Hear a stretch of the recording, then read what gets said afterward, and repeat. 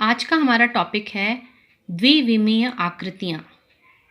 द्वि माने दो, तो ऐसी आकृतियाँ जिनकी दो विमाएँ होती हैं, इसको इंग्लिश में 2 डायमेंशन कहते हैं और इसको संक्षेप में 2D भी कहते हैं।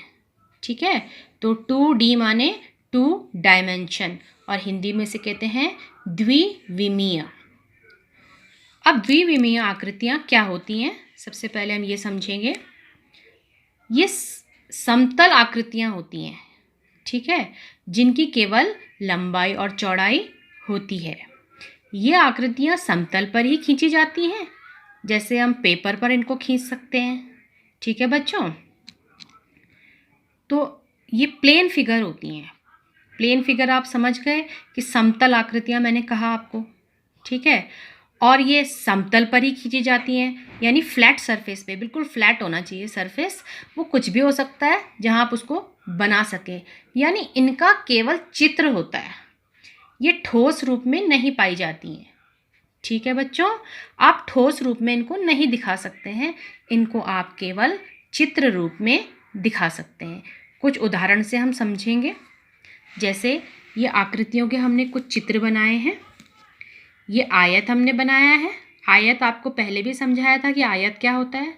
ठीक है, ये वर्ग बनाया है, ये त्रिभुज बनाया है और ये वृत्त बनाया है।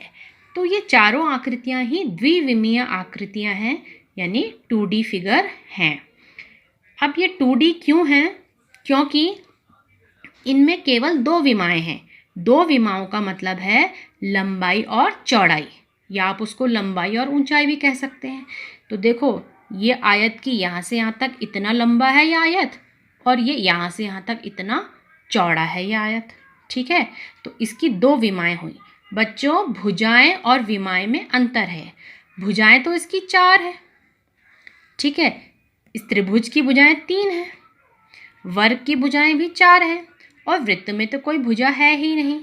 ठीक है, तो यहाँ पर हम भुजाओं की नहीं विमाओं की बात कर रहे हैं।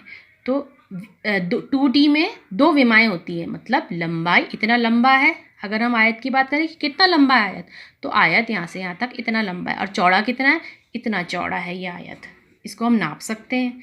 ठीक है, ये वर्ग है, ये भी इतना लंबा है और इतना चौड़ा है, भले ही वो इसकी लंबाई और चौड़ाई बराबर होगी।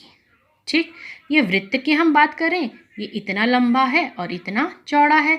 त्रिभुज भी हम कह सकते हैं, भाई ये इतना लंबा है इतना चौड़ा है। ठीक है, तो इसमें केवल इन चित्रों में केवल दो विमाएं हैं, लंबाई और चौड़ाई, तो इसको कहते हैं द्विविमीय आकृतियाँ। अब बच्चों, आप द्विविमीय और त्रिविमीय में कंफ्यूज हो सकते हैं। त्रिविमीय माने 3 विमाएं हैं जिसकी, ठीक, तो उन आकृतियों के बारे में विस्तार से हम बाद में समझेंगे, पर हम ऐसे उदाहरण से समझते हैं। जैसे ये फ़ोन है, ठीक है, अब ये फ़ोन आप सोचेंगे कि ये भी आयत है, कि इसकी ये लंबाई हो गई, ये इसकी चौड़ाई हो गई, परंतु इसकी मोटाई भी है, ये इतना मोटा है ये फ़ोन।